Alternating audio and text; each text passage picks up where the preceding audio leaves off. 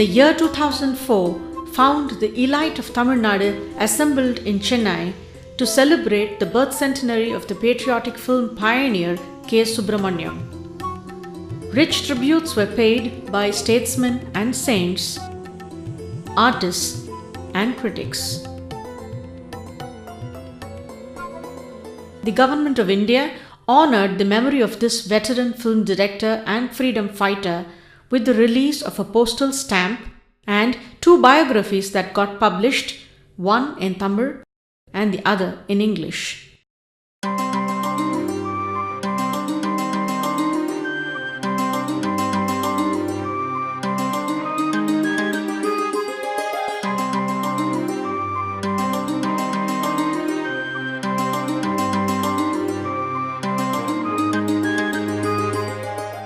Having been a successful lawyer, I wonder what prompted young Subrahmanyam to change his avocation and become a filmmaker in the 1930s. Perhaps, as a follower of Mahatma Gandhi, his commitment for social reforms and nationalist causes prompted him to use the new medium called cinema to spread his message. Or, having been an amateur stage artist and a singer, the young lawyer got attracted to the new age art form.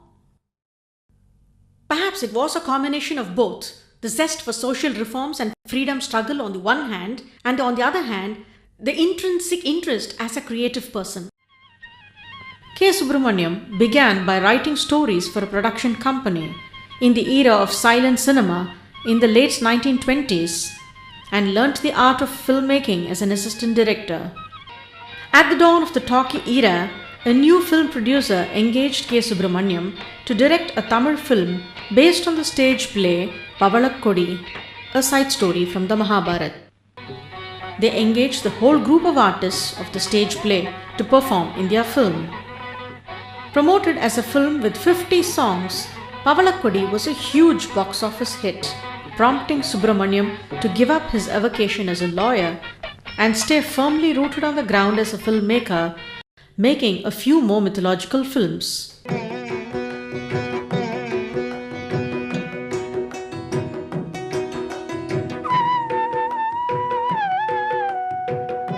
Since the technical facilities for filmmaking were not adequate in Madras, he shifted his activity to Calcutta to make use of the studios there for a while.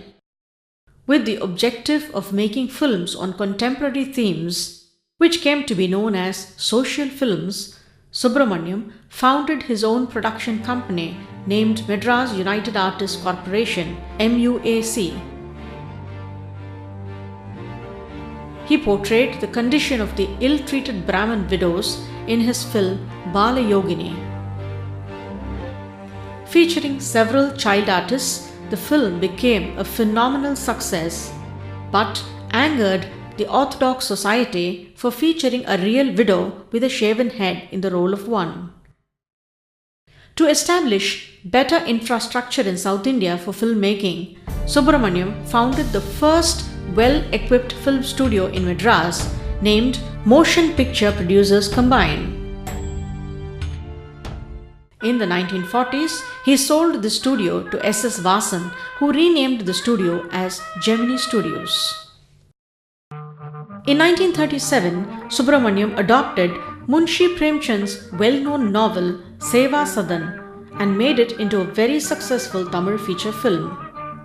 Earlier, he had promoted a young talent by name S.D.Subbulakshmi by organizing her Carnatic music concert at a time when only male singers could occupy the stage for singing. S.D.Subbulakshmi was becoming a phenomenal success as a concert artist, and Subrahmanyam now featured her as a sensational heroine of Seva Sadanam. Reflecting the director's spirit of nationalism, Seva Sadanam portrayed S.D.Subbulakshmi and a group of girls spinning khadi yarn.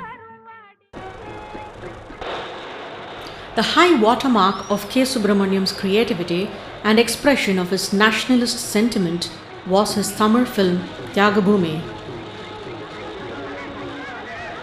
With this landmark film, at one level, Subrahmanyam achieved his purpose of becoming a committed filmmaker as a nationalist and social reformer advocating the emancipation of Dalits. At another level, he propagated the nationalist sentiment of the freedom struggle and the ideals of Mahatma Gandhi, along with a message for women's empowerment.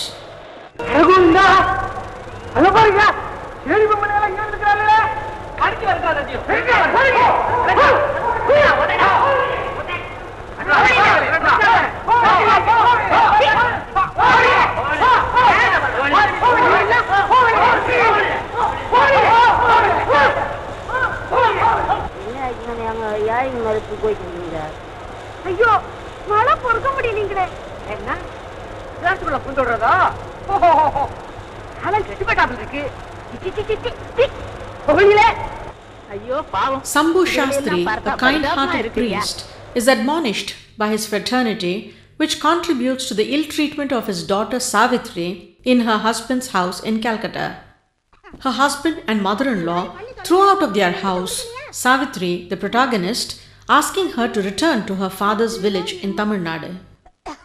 After many hardships, Savitri secures employment in a Tamil household in Bombay, getting nationalist inspiration from her saviors. Since they are a childless couple, they bequeath their wealth to Savitri after their lifetime. She relocates herself to Madras under the pseudo-name Umarani, growing as a socially important person known for her charitable activity. Her husband Sridharan discovers that the famous Umarani is none other than his wife Savitri, returns to her and tries to thrust himself into her life. Hey Vandena.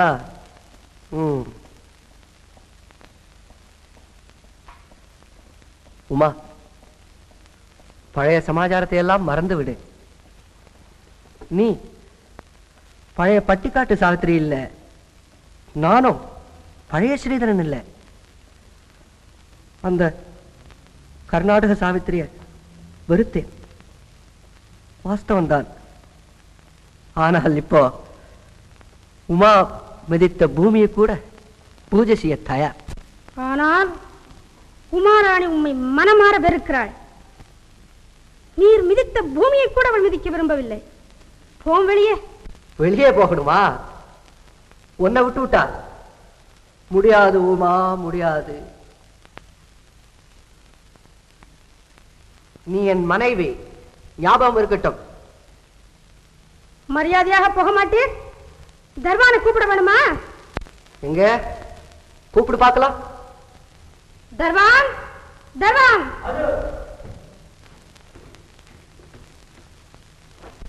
Babu gate गोली கொண்டு போய் விட்டுட்டு வா. जल्दी करो. चलो बाबू, चलो. Sridharan takes the matter to court. தாங்களே யோசித்து பாருங்கள். ஒரு பெண்ணை அவள் பேரில் விருப்பமில்லாத புருஷனுடன் வாழும்படி நிர்பந்தப்படுத்துவது நியாயமா? தர்மமா? தெய்வத்திற்கு தான் அடுக்குமா? கல்வியும் நாகரிகமும் நிறைந்த இந்நாளில் தேசமெங்கும் சுதந்திரம் சுதந்திரம் என்று முழங்கிக் கொண்டிருக்கும் இக்காலத்தில் ஒரு பெண் பேதை சட்டத்தின் பெயரால் கொடுமைக்கு ஆளாக்கலாமா? புருஷன் மனைவியை தள்ளி வைத்தால் மனைவி கோரக்கூடிய பாத்தியதை என்ன? ஜீவனாம்சம் தானே. அதே மாதிரி நானும் இவருக்கு ஜீவனாம்சம் கொடுக்க தயாராயிருக்கிறேன். ஆனால் நான் இவருடன் மனைவியாக சேர்ந்து வாழ மாத்திரம் சம்மதிக்க மாட்டேன். But the court's judgment is a blow, since as per law in 1939, it was not possible for a wife to seek divorce. However, Umarani declares that she would prefer to go to jail than to be enslaved in her unwanted husband's household. She participates in a prohibited meeting of the Congress volunteers and is arrested by the police. Immediately on release, Tyagaboomi proved to be phenomenally successful with the Tamil audience. The enormous nationalist sentiment the film aroused resulted in the discomfort of the colonial administration. The government imposed a ban on the film and seized all the film prints and negatives. Even as the ban order was expected by the next morning, K.Subrahmanyam requested the cinema houses screening Tyagaboomi to throw open the doors and have continuous free shows. The audience swelled. When the police resorted to lathi charge, a protester in the audience attained martyrdom at the Gaiety Cinema in Madras. 45 years after the film was banned and a decade after Subrahmanyam passed away, to mark his 80th birth anniversary, Tyagabhoomi was screened in the same Gaiety Cinema from which a print had been confiscated. Political leaders cutting across party lines participated in the event, led by the actor turned Chief Minister M.G. Ramachandran. தந்தைக்கு பிறகு நான் 2 வயது தந்தை இழந்தவர். அந்த பாசத்தோடும் பரிவோடும் அன்னை இல்லாத குறையை நீக்குகின்ற வகையில் அவ்வப்போது எனக்கு யோசனை சொல்ல, நிலைமையை விளக்க ஒருவர் இருந்தார் என்றால், அவர் அரசியலுக்கு அப்பால் இருந்து எனக்கு தொடர்பாக இருந்து எனக்கு வழிமுறை காண்பித்தார் என்றால் அது K.S.R. அவர்கள் என்பதை நான் இங்கே சொல்லிக்கொள்ள விரும்புகிறேன். கிருஷ்ணசாமிக்கு 200 முறை நன்றி கூறும்போது K.Subrahmanyam அவர்களுடைய புகழ் எங்கும் நிலைத்திருக்கட்டும். அதை நாம் மட்டுமல்ல, நமது சந்ததிகள், உறவினர்கள், வருங்கால வரலாறு நிச்சயமாக அதை போட்டி புகழட்டும் என்று சொல்லி அவருடைய பெயரும் புகழும் போன்று என்று கூறி. Subrahmanyam also made Prem Sagar, the first Hindi film produced in South India. He made some mythological and folklore films in the early 1940s. Of these, Bhakta Cheta dealt with the life of a cobbler who gets communion with God to the amazement of the people of higher caste. Subrahmanyam also performed the lead role in his costume drama titled Anantha Sayanam, produced in 1944 with the cooperation of the royal family of Travancore.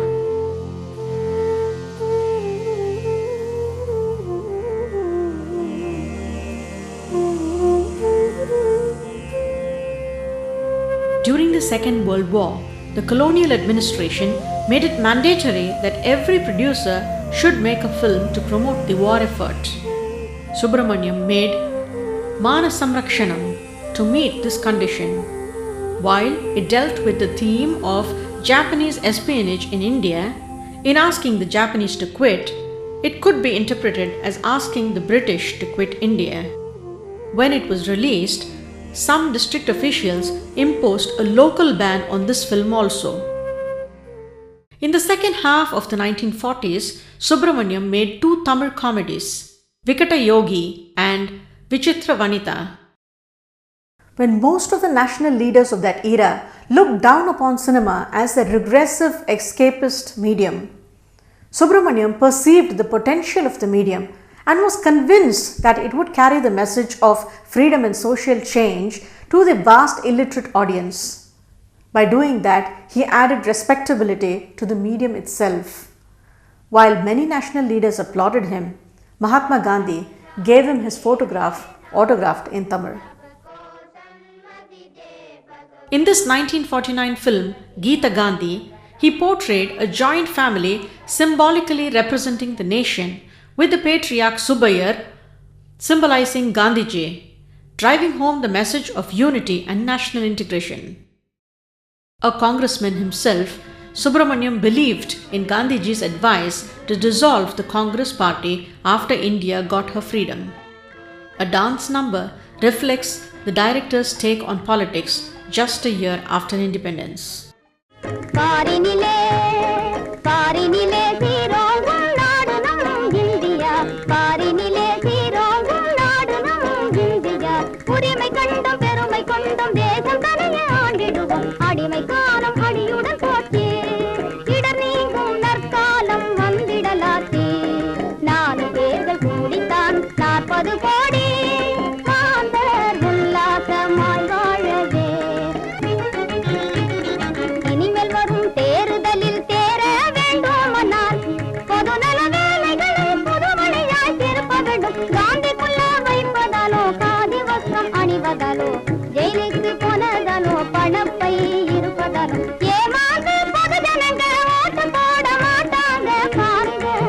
The lyrics and music for this song were composed by the director's wife, Meenakshi Subrahmanyam. Subrahmanyam's last film was Pandittevan in Tamil.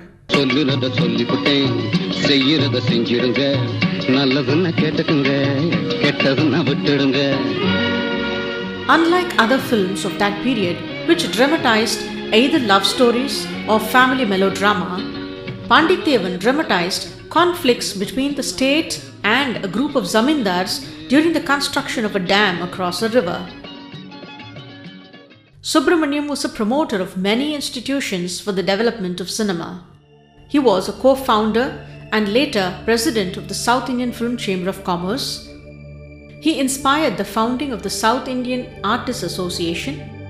He was the founder and president of the Nadaswara Vidwans Association, through which he fought for the rights of these great musicians who were discriminated against by the orthodox Carnatic music world. He was one of the founders of the Children's Film Society of India and a member of the working group which helped establish the Film Institute of India in Pune. He was also Vice President of the Indian People's Theatre Association, founded in Bengal. He extended substantial moral and financial support to the Indian National Army soldiers who had fought under the command of Netaji and returned to India. A firm believer in universal brotherhood, he hosted a whole group of Polish refugees who had arrived in India during the Second World War by extending them hospitality for over 1 month. In 1951, Subrahmanyam was invited by the Soviet Union as part of the first Indian film delegation to visit USSR.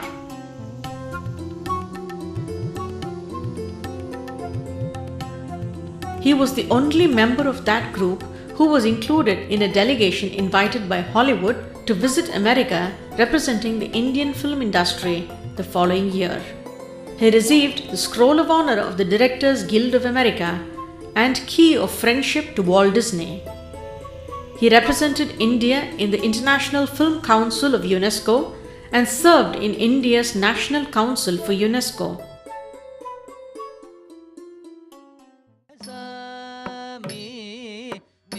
His dedicated contribution to the performing arts was remarkable. He extended moral support to Srimati Rukmani Devi Arundale in the formation of Kalakshetra, the internationally renowned Center of Arts. He founded the dance school Nrityodaya to give free training to hundreds of youngsters, which encouraged a large number of new dancers to emerge, including many who became stars in later years. Since Tyagaboomi epitomized the philosophy, worldview and aesthetic excellence of director K.Subrahmanyam, his son Dr. S. Krishnaswamy, award-winning documentary filmmaker, made a Hindi telefilm version of Tyagaboomi in 1989 to mark the golden jubilee of the ban imposed on the original Tamil film. What prompted him to make the Hindi telefilm?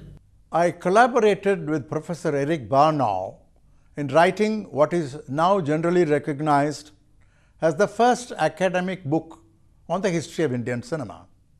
Our book, Indian Film, was first published by Columbia University Press, New York in 1963.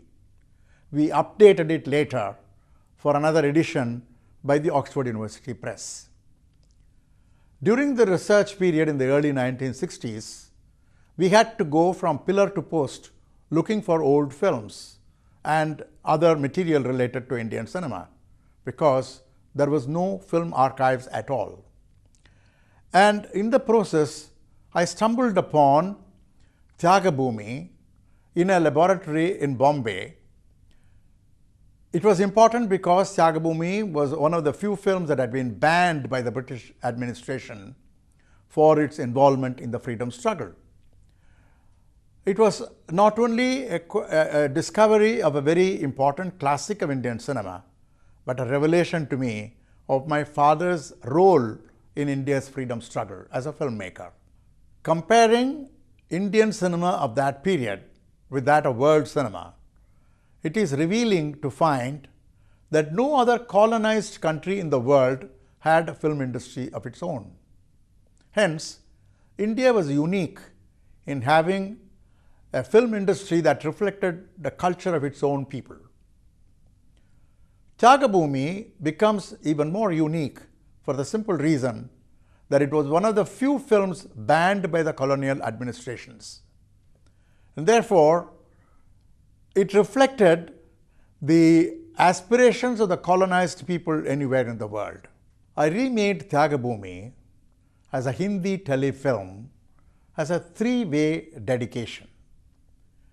A film historian paying tribute to a pioneer filmmaker, a citizen of free India paying homage to a freedom fighter, a son offering oblations to his father. जब बाहर निकलूंगी हमारा देश आज़ाद होगा, लेकिन ये आज़ादी सिर्फ कौमी आज़ादी नहीं होगी, ये तो हर एक मनुष्य की आज़ादी होगी, जिसमें एक औरत को उतनी ही आज़ादी होगी जितनी एक मर्द को.